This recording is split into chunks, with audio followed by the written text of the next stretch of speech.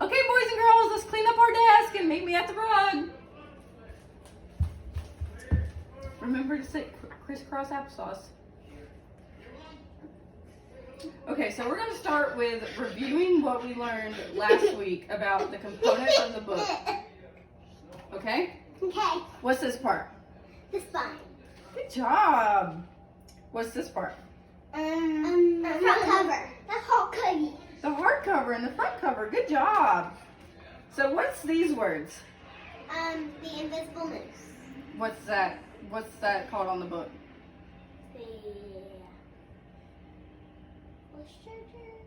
The title. The title. Good job.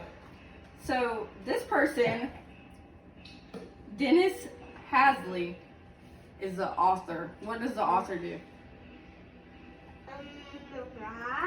Writes the story. Writes Yeah, the that story. goo. Yeah. Okay, so the illustrator, what does the illustrator do? It draws the picture. Yeah. Good job. What's this show? What's this little animal? A moose. Good job. What about this one? An owl. Yeah. Yeah? Good job, good job. Okay, so let's talk about the invisible moose and our essential questions today. How can you tell if someone's happy? Please raise your hand to answer. Maylee? Smile. They smile. How else can you tell if someone's happy? The bee. Yeah. They laugh? Yeah, I like it. So, what's our 5 senses we have? Maylee? No. Smell. Smell. What do you smell with? Food. You smell food, but what do you use? No. Your nose. Good job. What's another sense? Look. You see. You see. Good job. What do you use to see? Piggy. Pictures. What do you use to see? What do you use? Ah. Your eyes. Good job. What's another sense? Maybe. Here. Hearing. What do you use to hear? You eat. Your ears. What's another one? Touch. Touch. What do you use to touch things with? Your hands. Your hands and fingers. What's another one? Got one more. Go. No. Maylee?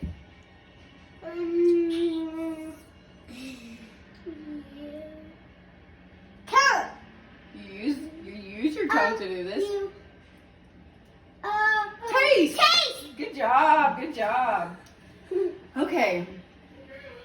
Can you use illustrations to pick out what the characters are feeling in the book? Yes. How? You look at the picture, You look at the picture. and then you look at the words to see it. You look at the words to see it. Awesome. Awesome.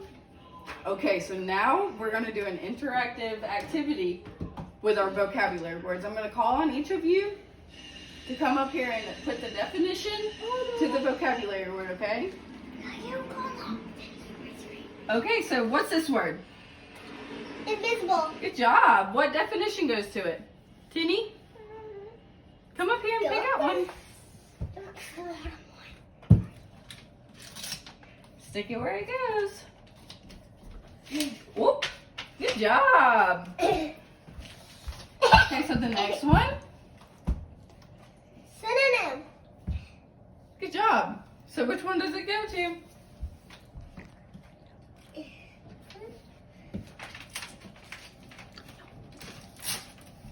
This one.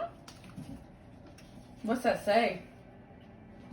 Words that have the same meaning. Good job. What's this one say? Invisible means Unable to see. good Able job. to see. Wild animal trapper. Which one of these definitions go with it? This one. No. No. Oh. Traps. Oh, I almost said the definition. Okay, stick it up here. What does it say? Traps wild animals. Good job. Next one, courageous. Maylee, you're next. No, This one. there you go.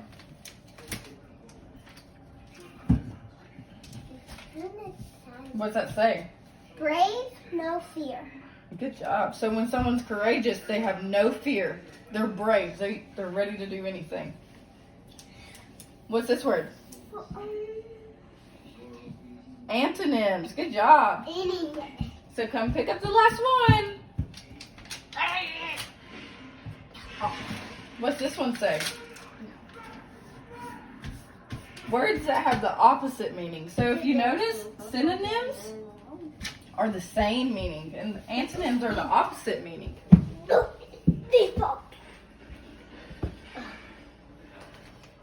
So, can someone give me an antonym of shy? Remember, antonyms is opposite. Maylee? Not shy. Which means they like to do what? Play. They like to They play. like to talk. Yeah, they like to talk. They don't care to talk. They're outgoing kids. They don't care what to do. What is a synonym of courageous? We should know that you. I'm giving y'all a hint. Maylee, Brave. good job. So all those are synonyms of each other, or antonyms like we discussed. So can y'all tell me what emotions I'm pointing at? Happy. Happy. And we talked about how when someone's happy, they're smiling Or laughing. or laughing. What's this one? Say it out loud. Together. Sad. Sad. When you're sad, do you cry? Yeah. Yeah. Yeah. So what's this one? Say it all together. Love. Yeah. So when you love something, what do you think of? Do you want it? Think of hearts? You think of heart? You love someone? Yeah, you love someone? Yep. Yeah, your mommy and daddy? Yep, we love our mommy and daddy. So what's this one? Say it all together. Mad. Mad. What makes you mad? That I don't get toy from the store. No toys from the store. Yeah, that makes me mad too. What's this one? Afraid Afraid. What makes you afraid? of ghosts. Ghosts. And clowns. Clowns. Yeah, they're scary. I agree. So No, now, that's good enough. And the haunted hayride. haunted hayrides, those are scary. So now I'm going to give y'all your whiteboards. Here you go. Here's your marker. What am I gonna bear down on? This pillow. Okay. Yeah, I'm prepared. Good. Do not use the pillow. You're going to bear down on this. Okay. Okay, so I'm going to read the book, okay? Y'all are going to listen along. And when I stop, you have to draw this emoji. Emoji. I almost said emoji.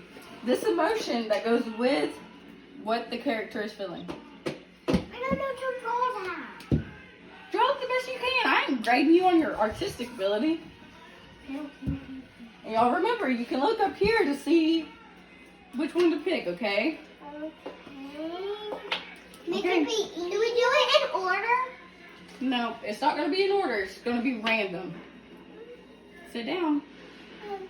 We can do all these. Yeah, you can do that all. So sit down. Let me read the book. We might do all that. Okay, so here we are. The Invisible Moose by Dennis Hasley. She was a beautiful moose, the most beautiful in the forest. He was a shy, young moose, and he was in love with her. We're going to pause.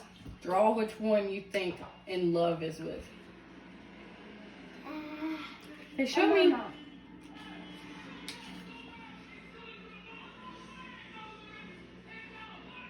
Okay, are y'all ready? Yeah.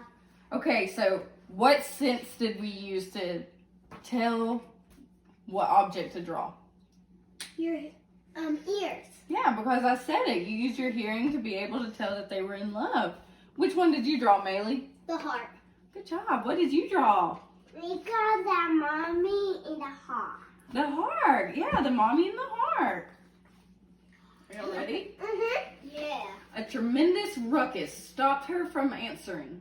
Something was approaching through the forest, yapping and crashing and roaring.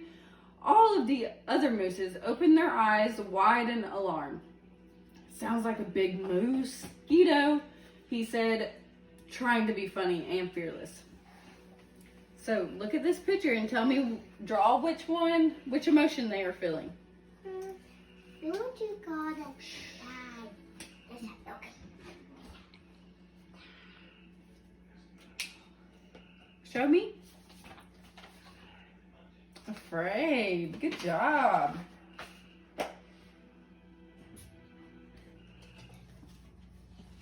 You draw them sad? I can see where they're sad because they don't want to get caught by that big old thing in the woods. Okay. You could never get in there, said the owl. As soon as you left the forest, you'd be hunted. And even if you made it away safely, you're too big and you'd be spotted unless. Unless, said the young moose. Hopefully. There's a formula I've been working on that will turn things invisible. Invisible, said the young moose. I need that formula. She's that important. Yes, said the young moose. And with hardly a pause, he drank down that liquid. Ew. Yeah, that's nasty. Huh. Immediately, he started to disappear. First his tail, then his hoofs, and then up to his body until just his antlers could be seen. More questions? Said the owl. But in fact, the shy young moose was too busy noticing how much of him was missing. Where am I? He waited. You're invisible, said the owl, a gleam of pride in his eyes as the young moose antlers disappeared. Professor McOwl gave, I can't thank you enough, he said. And what do I take when I want to be visible again? Now, that's a very good question, said the owl. The next day, the young moose set off. He said he had memorized the directions, make it right at the Quebec, and follow the water. Dawn was breaking as he left the forest. He trotted past the hunters and began the long journey south. Standing on logs, he rafted down the rivers. He walked across fields of ice, his breath making smoke in the cold air. He passed through small towns. Crossing the border did not pose a problem. Finally, he arrived in New York City. But the owl was right. There were no moose to be seen. And there was lots of buildings and crowds. He worried in the strange forest of brick and metal. He would never find the one moose who he was looking for. Okay, so what does this show you? What does this illustration show us? Where is he? In New York. Why? How can you know that? Who is that? Statue of Liberty. Good job. Okay, so since we know this is Statue of Liberty, that gives away the setting of the book, correct? Because it shows where they are and what they're doing and what can happen in New York City. He followed the scent down the alley into a street, down another alley. He was about to turn back when a sign on a building caught his eye. Most beautiful moose emission, $10. Though through a lit window, he saw her. She was inside a huge cage. Tears had made little rivers in the fur of her nose. In a corner of the room, Still McStill was sleeping in a chair, having bad dreams. If he had been awake, he would have seen his door open and then after a little while close. So what does this picture show us? What emotion are they feeling? Draw it down. Remember, use these.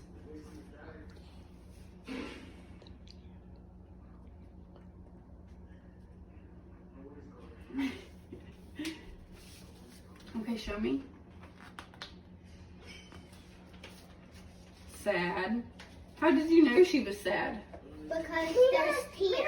So this man sleeping, Still McStill. Can anyone tell me who that is? Still mixed though. Still McStill is the wild animal trapper. He's the one that trapped them. Remember how they were scared in the woods because they heard those noises? Well, she got stolen from him. So he's on a mission to go find her. The invisible moose softly walked over to the cage. "Hello," he said gently. "Now I'm hearing voices," cried the beautiful moose. "No, you're not," said the invisible moose. "It is I. If there's someone there, then you're so small that I can't see you. Strange though, you sound and smell not like a mouse, but a moose." "Thank you," said the invisible moose, who suddenly felt embarrassed. He hardly knew her, and yet he traveled miles from home and was now doing a terrible job of reintroducing himself. "I remember the way back," he said, "and then, if we won't, I'm sure Professor McFowl will come up with another formula to make us visible again." "If we won't," she said. He looked over to where he knew she was standing. "I feel you're smiling at me now," he said. "I am," she said. They stood a moment next to each other, feeling warm in the snow. "Now shall we go?" "Yes," he said. Can y'all see those two animals? Yeah. But not really good. They look clear, don't they? Yeah. That's because they're invisible, like our vocabulary word. They're unable to be seen. Look, bingo. On the fresh white ground, their tracks appeared, 2 by 2, as they headed north and home. After we finish the book, we're going to do a matching assignment with our partners. And the matching project is going to be, you need to put out your name. So write your name on the line of you and your partner. You don't have to put your partner's name, actually, since everyone's going to get a copy. But you're going to draw a line to match which event happened first, next, then, and finally. And this is all from our book, so if you're listening, you'll be able to finish it. So get with your partner. Okay, partner, so you're going to use this piece of paper and you're going to draw lines to which one comes first. Okay, since the kitchen timer went off, let's grab our papers and we're going to put them in our folders, and then we need to go to our desk and work on our writing prompt.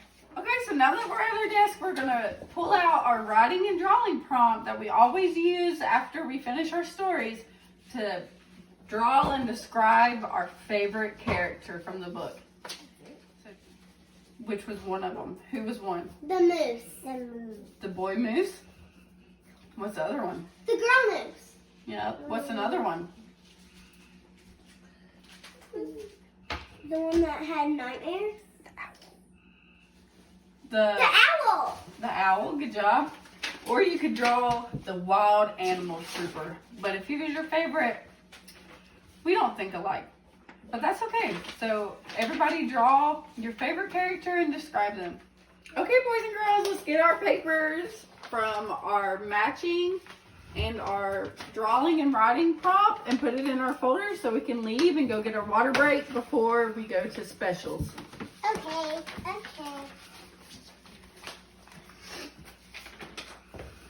Don't Mom, forget. Can I put this up? Yeah, don't forget to turn it into the turning box. And have fun at the computer lab. Good job. Gym's tomorrow.